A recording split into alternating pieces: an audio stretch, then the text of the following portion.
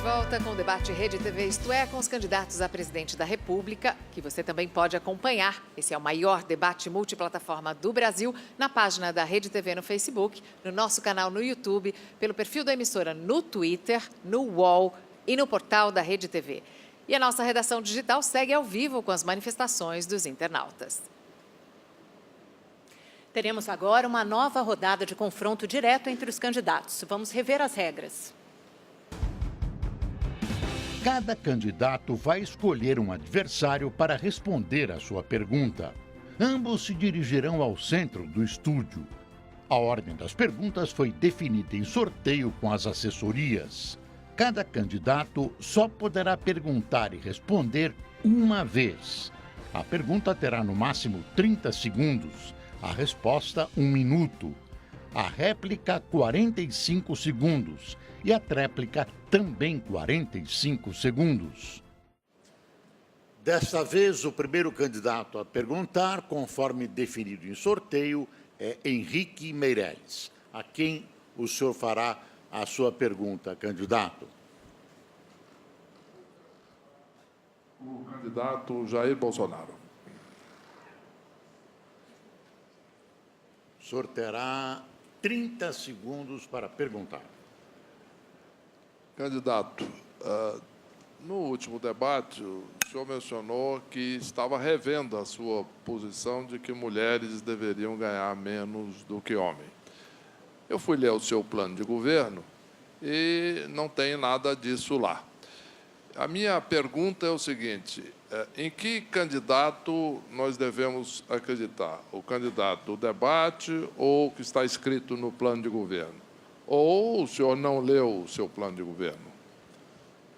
1 minuto para a resposta. Primeiramente, é mentira que eu defendi, em qualquer época da minha vida, que mulher deve ganhar menos do que homem.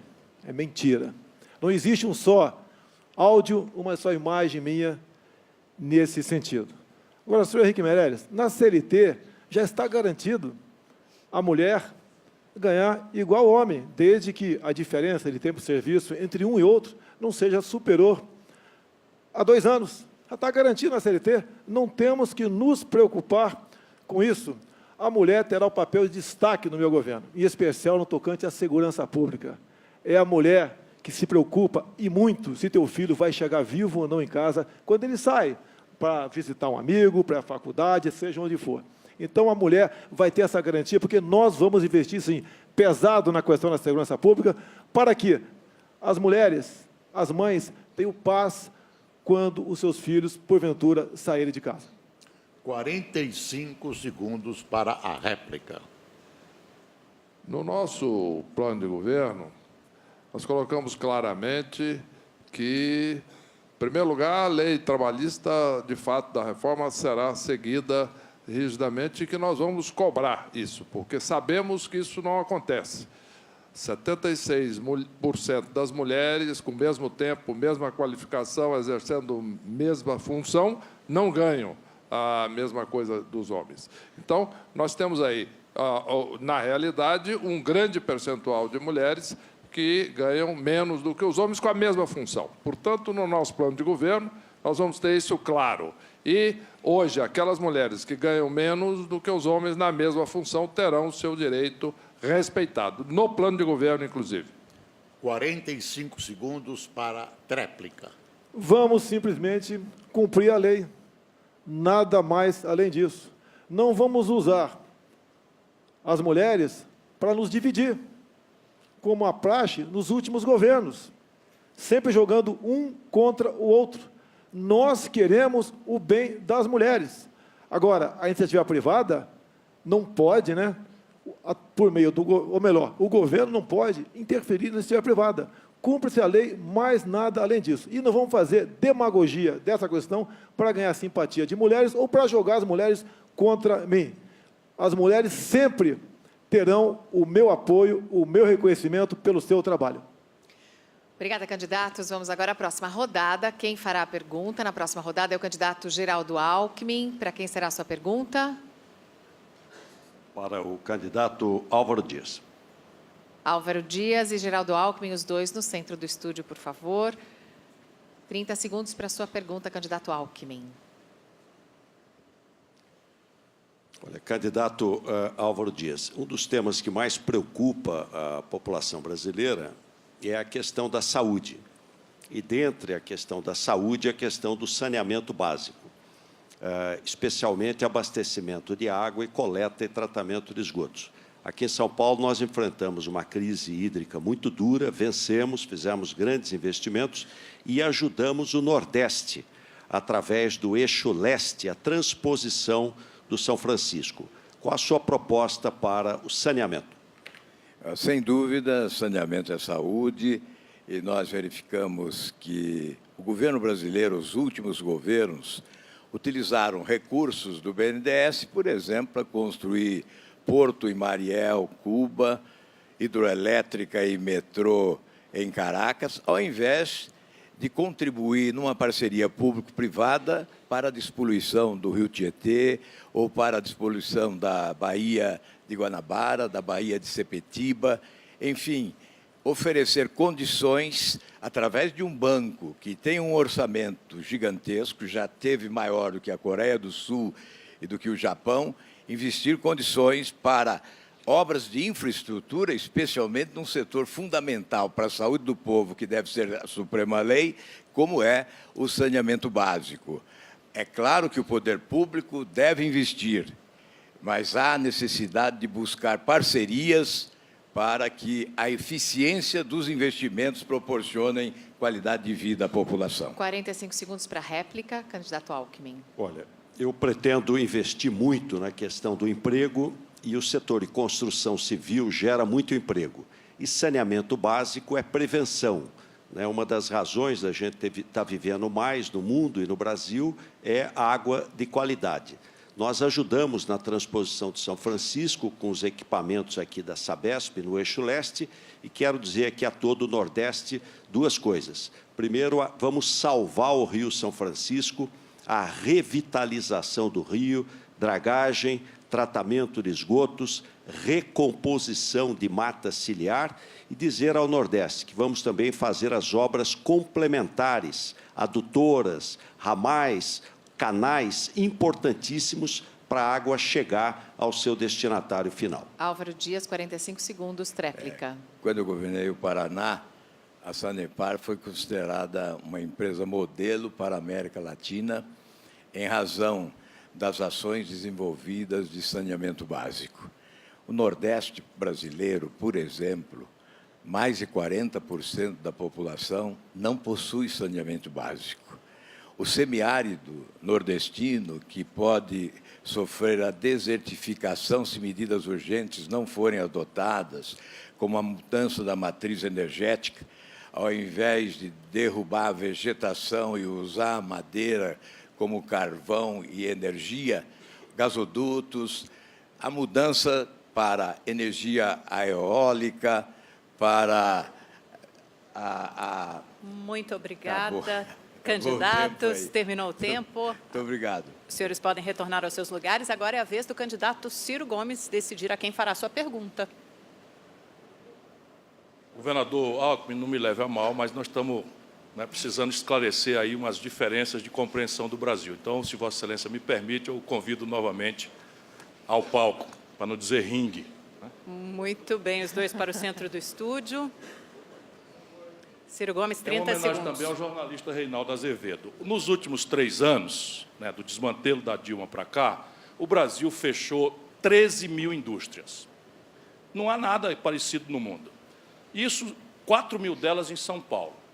Evidentemente que essa política econômica, de câmbio estimulante de demagogia, de taxa de juros totalmente aberrante, não pode continuar. E essa é a política que o PT herdou do PSDB, rigorosamente a mesma. Câmbio flutuante para apreciar o câmbio, superávit primário e, enfim, vai manter isso? Perdão. Olha, a base de tudo é a questão fiscal. Se tem uma péssima política fiscal, frouxa, o governo gasta um absurdo verdadeiro e gasta mal, um Estado inchado e perdulário, é óbvio que vai acabar tendo juros mais altos, política monetária ruim, e aí atrai muito dinheiro e valoriza a moeda. Nós vamos fazer exatamente o contrário. Política fiscal austera, vamos cortar gastos, vamos rever os incentivos, vamos zerar o déficit em 2 anos para não comprometer a economia e o emprego, e com isso nós vamos trazer muito investimento para o Brasil. Hoje sobra dinheiro do mundo. Eu tenho uma grande esperança. 1º de janeiro o Brasil vai mudar. Nós vamos ter muito investimento. O Brasil tem demanda, Ciro. O Brasil tem muita demanda. Precisa ter segurança jurídica, precisa ter reformas, boa política macroeconômica, política fiscal dura, juros baixos, competição entre os juros, competição entre os bancos e câmbio positivo. Sua réplica, Ciro Gomes. Durante o governo Lula, nós praticamos superávit praticamente de quase 3%. E os juros foram devastadores, e a taxa de câmbio devastadora, e a desindustrialização, a mesma coisa. É uma política errada, conceitualmente. Não estou atacando pessoas.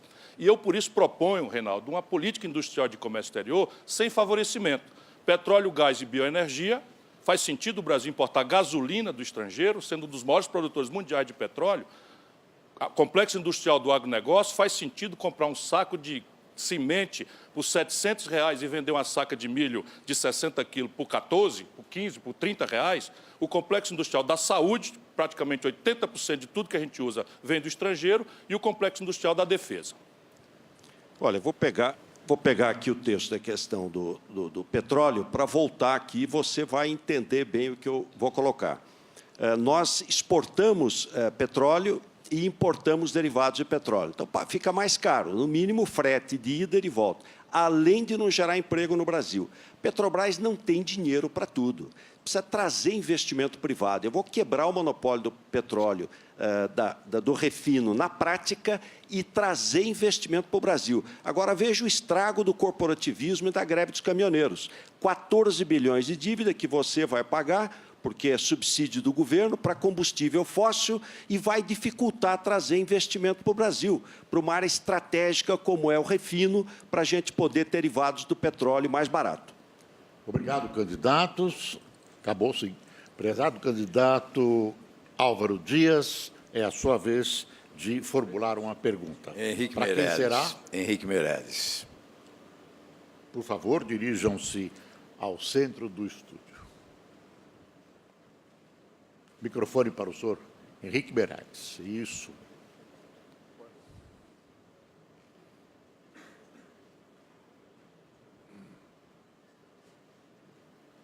Por favor, a pergunta. Ministro Henrique Meirelles, nós somos acostumados na política conhecer aqueles que falam e fazem, e aqueles que falam, mas não fazem. E agora estamos assistindo esse espetáculo de muitos dizendo, olha, vou combater a corrupção. Mas a pergunta que se faz, onde estava quando o Brasil estava sendo assaltado? O que se fez naquele período? Eu indago ao ministro Henrique Meirelles qual foi a contribuição que ele deu no combate à corrupção no país. 1 minuto para a resposta. O combate à corrupção tem que começar com um exemplo de cada um, com a sua própria conduta. Eu tive 8 anos no governo, como presidente do Banco Central, 2 anos como ministro da Fazenda. Nunca houve sequer uma suspeita ou um escândalo ou uma acusação. Segundo, na minha gestão no Banco Central e na minha gestão da Fazenda, nunca existiu casos apontados ou acusações de corrupção com a minha equipe, de pessoas que trabalhavam diretamente comigo. Portanto, esta é a maneira de combater, em primeiro lugar. Segundo, pela aplicação rígida da lei, sou favorável, sim, ao Lava Jato, acho que tem que ser feito de fato, no entanto, levar esta prática para todo o país e para também outras áreas, como segurança e também trabalho. Ministro, eu combato a corrupção desde sempre. No governo do Paraná, prendi usando a prisão administrativa, um expediente possível à época constitucional, anulei concorrências fraudulentas, acabando com o cartel, anulei aposentadorias imorais, acabei com privilégios, dei o exemplo também, ao longo da minha trajetória, não recebendo aposentadoria, não recebendo auxílio moradia e não recebendo a chamada verba indenizatória. Apresentei projetos como o fim do foro privilegiado e apresentei recentemente o projeto que coloca na Constituição a prisão em segunda instância. Eu creio que a conivência e a cumplicidade também é crime de corrupção. Quem pertence a um governo que idealiza um complexo... Candidato, 45 minutos para a sua tréplica, candidato Henrique Meirelles. 45 segundos, perdão. Mais uma vez, eu quero enfatizar que o resultado, o que as pessoas de fato fazem, é que deve ser observado por todos. O falatório, os objetivos, as promessas não representam muita coisa. E a minha vida tem esse histórico. É um histórico de trabalho duro, aqui, no exterior, seja no setor privado, seja no governo. E a população conhece quem, de fato, tem competência, tem experiência e tem seriedade. E o passado concreto. Eu não tive que anular nada de irregular ou fraudulento na minha gestão, porque não houve, e não houve nenhuma investigação a respeito, porque não há nem indício disso. Esta é a resposta. Muito obrigada aos dois candidatos. E agora uma ótima notícia. Somados os acessos simultâneos e as pessoas impactadas via Facebook, Twitter, UOL e YouTube, este debate alcançou a marca histórica de maior transmissão multiplataforma do Brasil. A próxima pergunta é a candidata Marina Silva. Quem a senhora vai fazer sua pergunta, candidata? Ao ministro Ciro Gomes. Candidato Ciro Gomes, candidata Marina, por favor, no centro do palco. Sua pergunta, candidata. Ciro Gomes, o Brasil vive um conflito violento entre latifundiários e os povos indígenas. No Mato Grosso do Sul, quando os índios tentam retomar suas terras, são recebidos à bala. Nós tivemos agora no Maranhão o assassinato do índio Jorginho Guarajajara. A minha pergunta é: o que fazer para acabar com os conflitos de terra e ter uma política de demarcação de terras indígenas? Você é uma campeã dessas lutas e uma das pessoas que tem influência sobre a minha compreensão dessas coisas todas é você. E me honra muito, apesar de estarmos aqui disputando, reconhecer isso para todo o conjunto do povo brasileiro. O Brasil precisa transformar em ferramenta prática aquilo que já temos na lei. Nós temos, por exemplo, a possibilidade de um zoneamento econômico ecológico que define com clareza o que pode e o que não pode ser feito, em que tipo de áreas, etc. E o Brasil tem que ter aquilo que os americanos chamam de enforcement, ou seja, a lei que pega.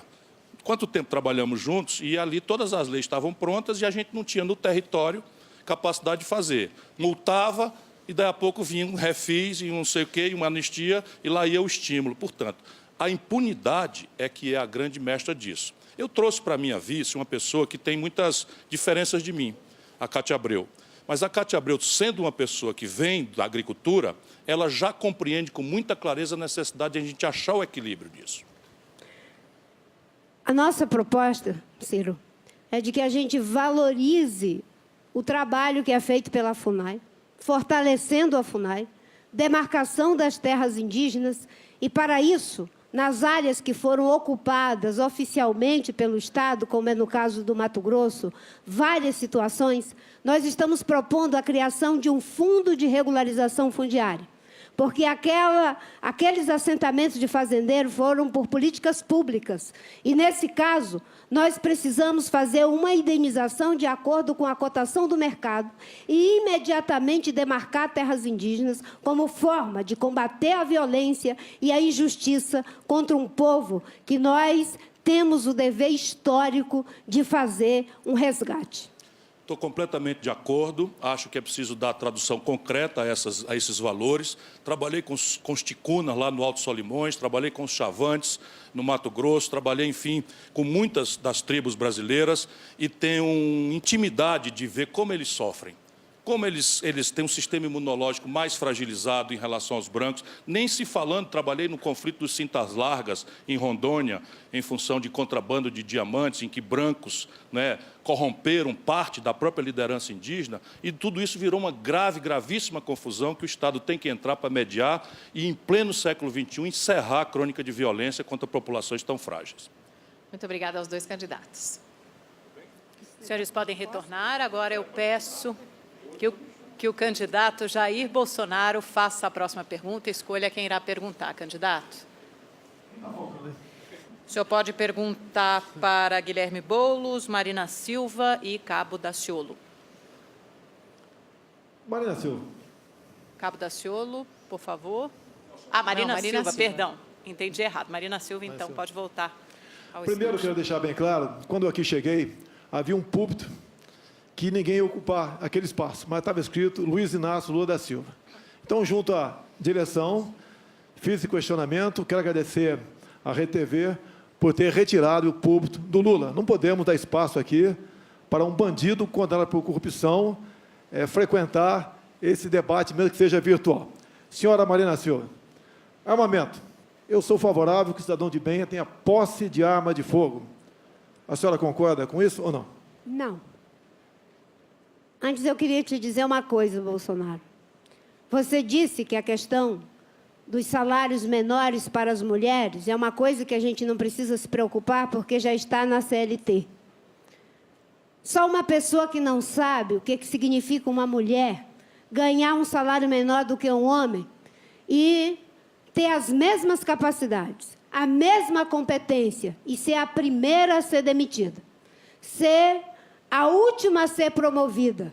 E quando vai numa fila de emprego, pelo simples fato de ser mulher, não é aceita. Então, não é uma questão de que não precisa se preocupar, tem que se preocupar sim. Porque, quando se é presidente da República, a gente tem que fazer cumprir o artigo 5º da Constituição Federal, que diz que nenhuma mulher deve ser discriminada, não fazer vista grossa, dizendo que não precisa se preocupar sim. Um presidente da República está para combater injustiça. Sua réplica, candidato. Temos aqui uma evangélica que defende um plebiscito para aborto e para maconha. E quer agora defender a mulher. Você não sabe o que é uma mulher que tem um filho jogado no mundo das drogas. Você não sabe o que é isso para você defender um plebiscito nesse sentido. Eu defendo a mulher, inclusive, eu defendo a castração química para estupradores. Não, você não pode me interromper. Pode me interromper. Só não pode me interromper. Só um minuto, candidato. E no tocante à arma de fogo, eu defendo sim que a mulher, inclusive, caso queira, a mulher de bem, a mulher preparada, que tenha a posse de uma arma de fogo dentro de casa para se defender, se assim ela o desejar. Você acha que pode resolver tudo no grito, na violência? Nós somos mães, nós educamos os nossos filhos. A coisa que uma mãe mais quer é ver um filho ser educado para ser um cidadão de bem. E você fica ensinando para o nosso jovem que tem que resolver as coisas na base do grito, Bolsonaro. Você é um deputado, você é pai de família. Você, um dia desses, pegou a mãozinha de uma criança e ensinou como é que se faz para atirar. Você sabe o que a Bíblia diz sobre ensinar uma criança? Ensina a criança no caminho em que deve andar. E até quando for grande, não se desviará do caminho. É esse o ensinamento que você quer dar ao povo brasileiro? E, numa democracia, o Estado é laico. Leia o livro de Paulo. Pedimos que o auditório, por gentileza, não se manifeste. Por favor. Reiteramos que, após a Justiça negar a participação do candidato do Partido dos Trabalhadores do debate, o 9º púlpito foi retirado por decisão da maioria das candidaturas. A única objeção foi do candidato do PSOL, Guilherme Boulos. O próximo candidato a perguntar é Guilherme Boulos, a quem o senhor fará a sua pergunta, candidato. Só me restou o Cabo Daciolo. Só o Cabo Daciolo. Isso mesmo. Então, é o cabo da... Sem dúvida.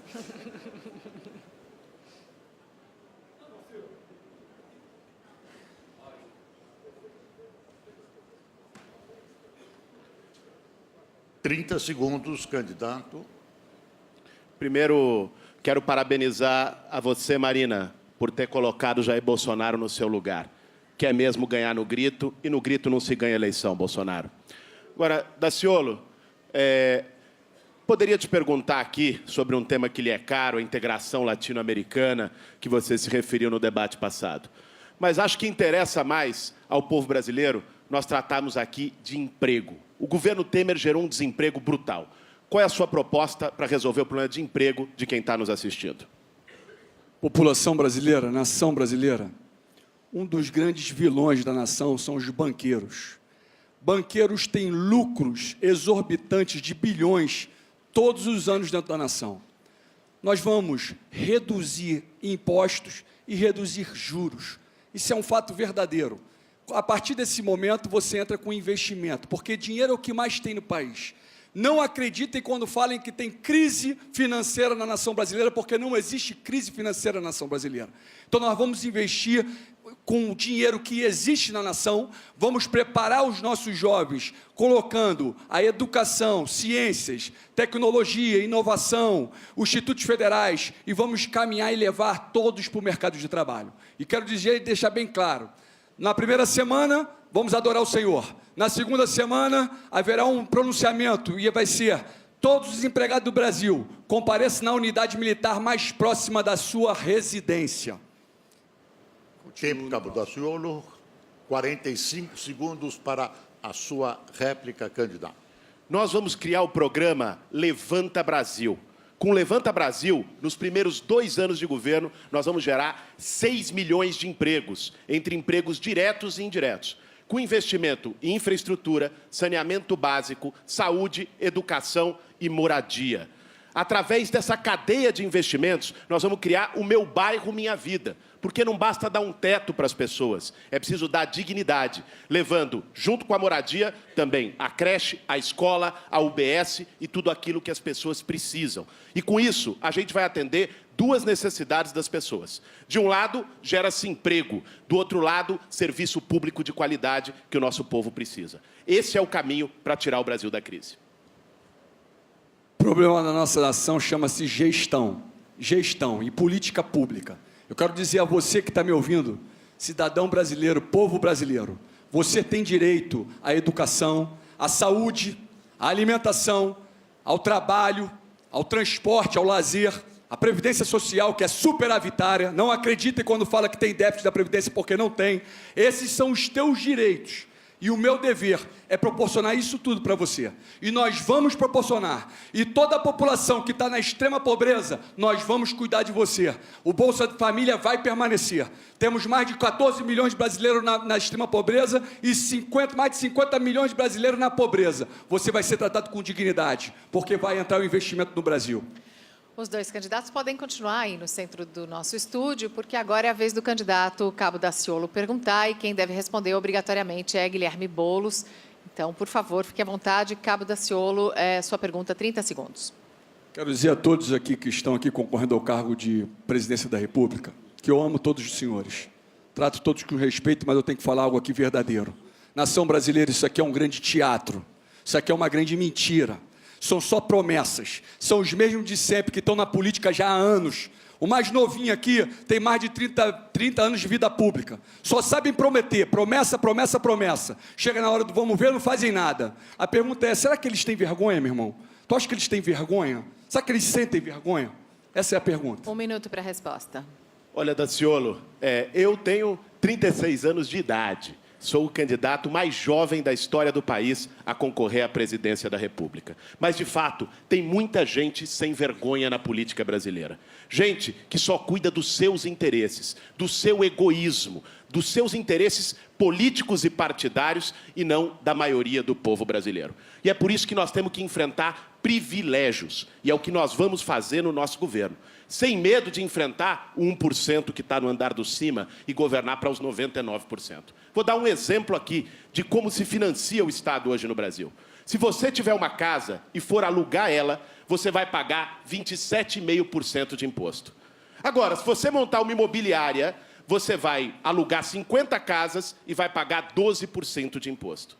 Agora, se você se associar aqui com candidatos milionários, com Meirelles, com Alckmin, com Bolsonaro, e montar um fundo imobiliário, você vai pagar 1% de imposto. Por isso, nós vamos fazer uma reforma tributária para que quem tem menos pague menos, quem tem mais pague mais. 45 segundos para sua réplica. Nação brasileira, maldito é o homem que confia no homem, mas bendito é o homem que confia em Deus. Parem de acreditar em homens, parem de acreditar em partidos políticos, eles são todos amiguinhos. Se eu olhar aqui à minha frente, eu tenho o Álvaro Dias, eu tenho Henrique Meirelles, eu tenho Geraldo Alckmin e Marina. Tudo aqui é praticamente PSDB, são amigos. Todo mundo é amiguinho, todo mundo fica rindo, brincando. Enquanto você está sofrendo, quando termina tudo, não pense que são inimigos. Eles sentam e começam a conversar. Eu deixei de falar da Marina, mas a Marina, há pouco tempo, na última eleição, apoiou o Aécio Neves, que é do PSDB. Então é tudo uma coisa só. Ei, quer transformação? Acredite no Senhor Jesus Cristo. Ele vai dar transformação para a nação brasileira. Sua tréplica, candidato Boulos. Olha, de fato, aqui nesse debate, novamente, nós vemos 50 tons de Temer. O governo Temer é o mais rejeitado da história do país. E aí, alguns querem se afastar dele. Aliás, o Temer deu uma entrevista hoje dizendo que o Alckmin é o seu candidato mais ligado ao governo. Talvez seja o preferido, mas não o único. Muitos aqui, inclusive, ajudaram a aprovar medidas do governo Temer contra você e contra todo o povo brasileiro. O congelamento de investimentos sociais por 20 anos em saúde e educação, a reforma trabalhista que tira direitos e que o seu Bolsonaro disse no debate passado que o trabalhador tem que escolher entre direitos e emprego. No nosso governo, o trabalhador vai ter emprego e ainda mais direitos. E nós vamos retomar investimento público no Brasil. Muito obrigada, candidato. Os senhores podem retornar aos seus lugares. Chegamos ao final do terceiro bloco do debate Rede TV Isto É, o maior debate multiplataforma do Brasil, com transmissão simultânea no Facebook, no YouTube, Twitter e pelos portais UOL e da Rede TV. Em seguida, voltaremos com as considerações finais dos candidatos. Nossa transmissão continua pela internet, diretamente da redação digital da Rede TV. Até já!